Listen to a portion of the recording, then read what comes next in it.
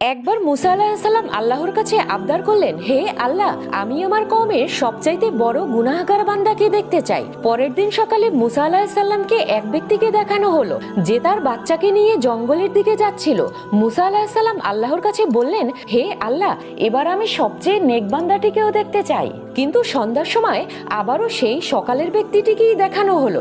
মুসা আলাহিসাল্লাম আল্লাহকে প্রশ্ন করলেন, এটা কি হলো? তখন আল্লাহ তাআলা বললেন, ওই ব্যক্তির ছেলে তাকে প্রশ্ন করেছে, বাবা, জঙ্গলের চেয়ে বড় কি? বাবা বলল, পাহাড়। ছেলে বলল, পাহাড়ের চেয়ে বড় কি? বাবা বলল, আসমান। ছেলে বলল, আসমানের চেয়ে বড় কি? বাবা কেঁদে দিয়ে বলল, তোর বাবার গুনাহ।